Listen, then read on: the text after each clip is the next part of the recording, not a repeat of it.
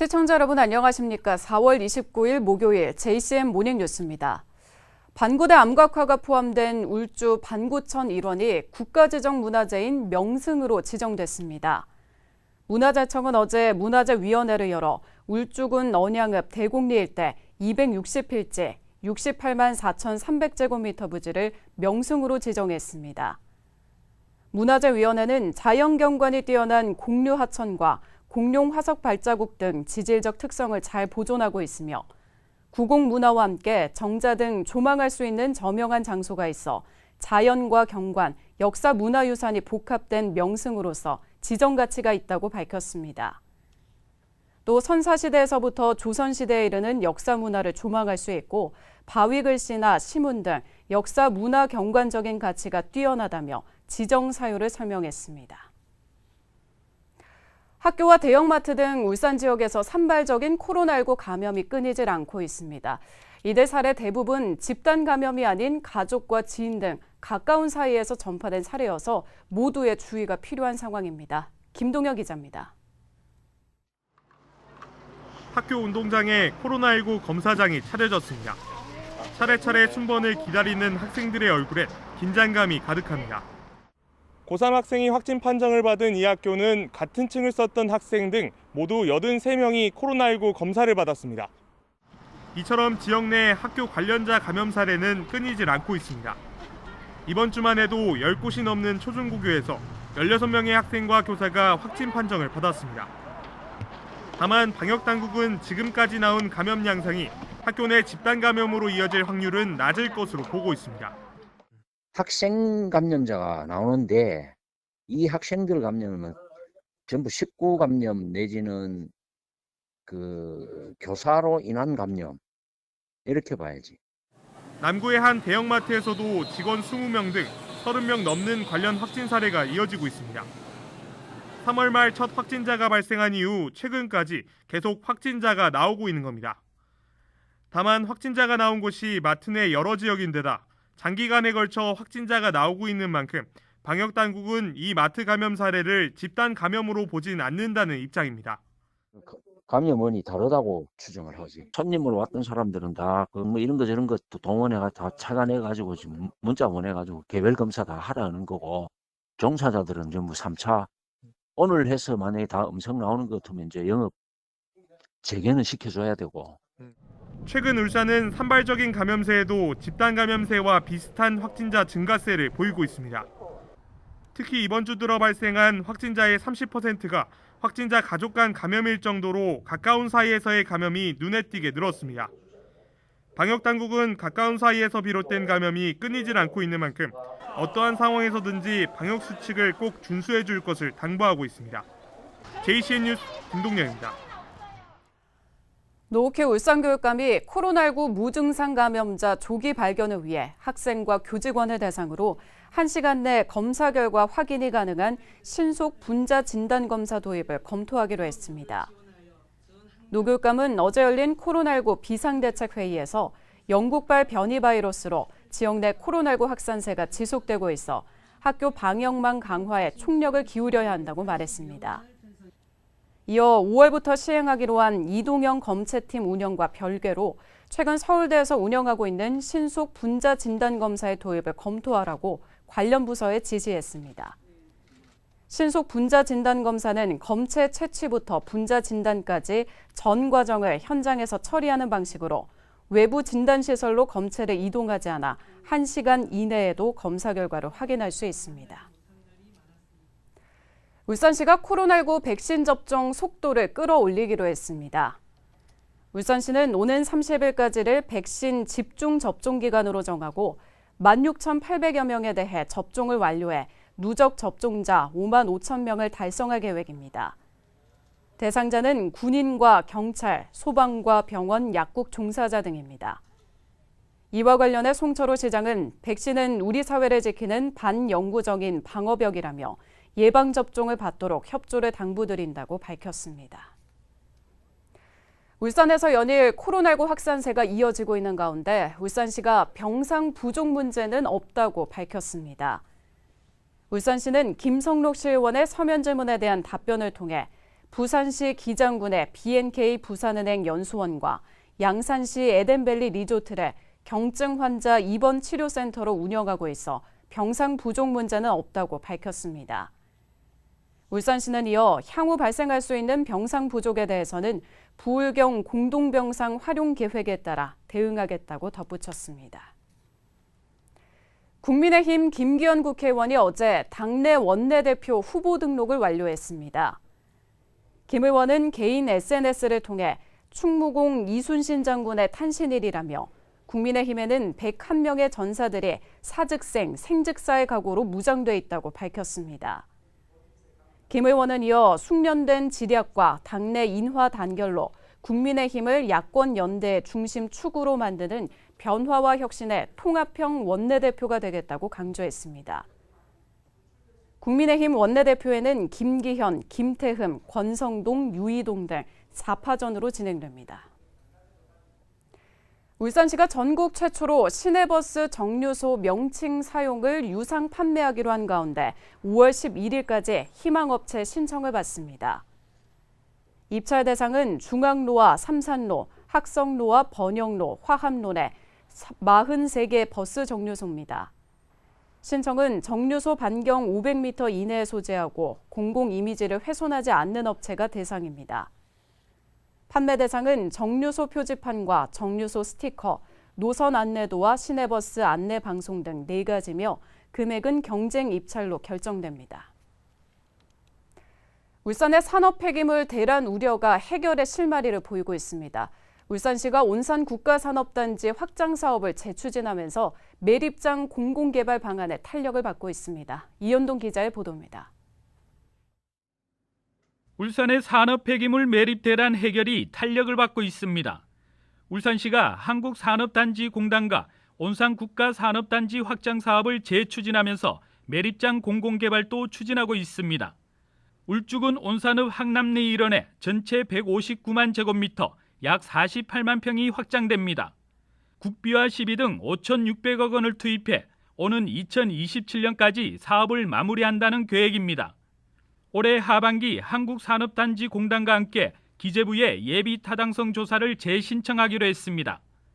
예타 추진하고 나면은 이제 그 나머지 행정 절차 이행하고, 환경영 평가도 이행하고 실습회계도 할 거고 다 추진할 겁니다. 시는 전체 사업 면적 가운데 15만 제곱미터 규모를 폐기물 매립장으로 조성해 울산 건역 산업 폐기물 대란을 해소한다는 방침입니다. 울산에서 발생하는 폐기물을 약 20년간 매립할 수 있는 규모입니다. 특혜 논란이 일고 있는 고려아연의 자가 매립장 조성도 속도를 내고 있습니다.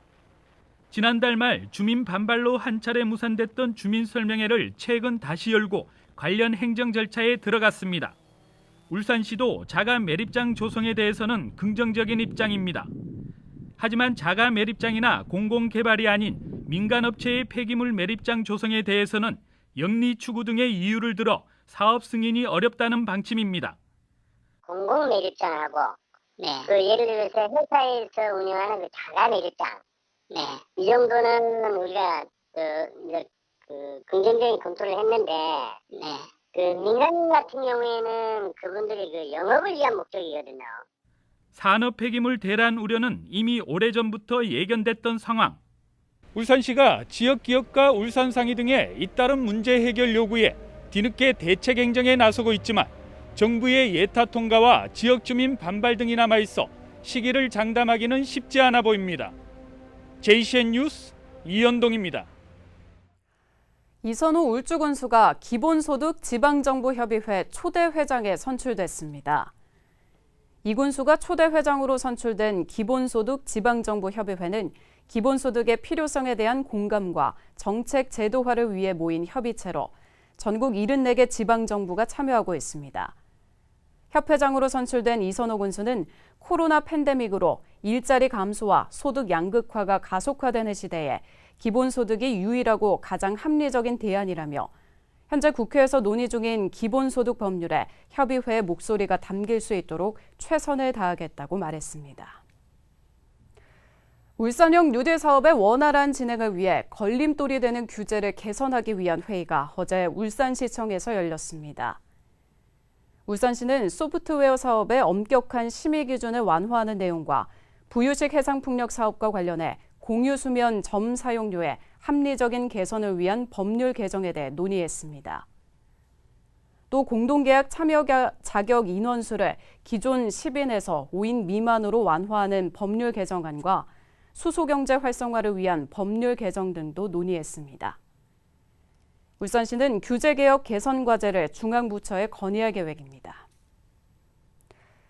울산시가 정부 합동평가에서 3년 연속 최우수 평가를 받았습니다. 올해 평가에서 울산시는 75개 지표 가운데 66개 지표에서 목표를 달성했으며 정량과 정성평가에서 8개 특광역시 가운데 종합 1위를 달성했습니다. 울산시는 제4차 산업혁명 대응과 자율적 규제 완화를 통한 지역투자, 저출산 대책과 코로나19 대응 부문에서 좋은 평가를 받았습니다. 울주군청 해뜨미 씨름단 소속 노범수 선수가 태백 장사에 등극했습니다. 노범수 선수는 어제 전남 해남군에서 열린 2021년 해남 장사씨름대회 태백급 장사전에서 우승을 거머쥐었습니다.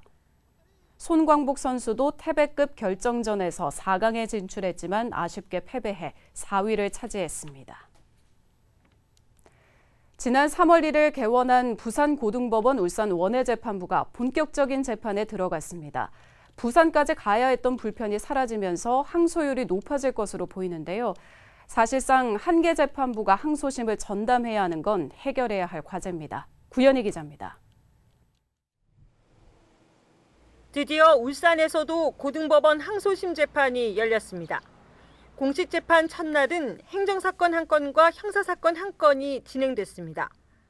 울산 원해재판부의 첫 재판은 울산의 한 주유소가 울주군을 상대로 낸 과징금 2천만 원 처분 취소 소송.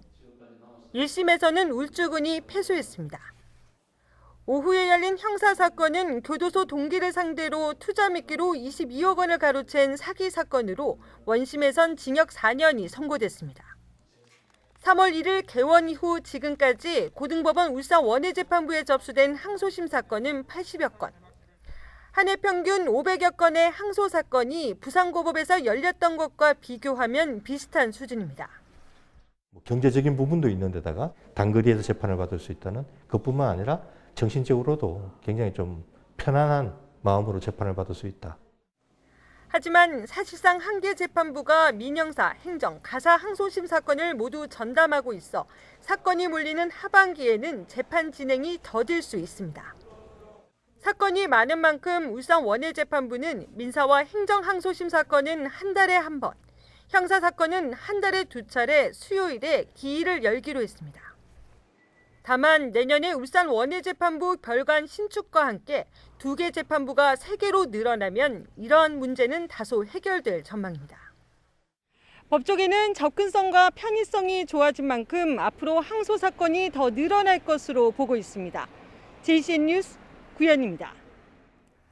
울산 항만공사가 용연부두 근로자 휴게소와 장생포 통선장에 스마트 에어 샤워기를 설치했습니다.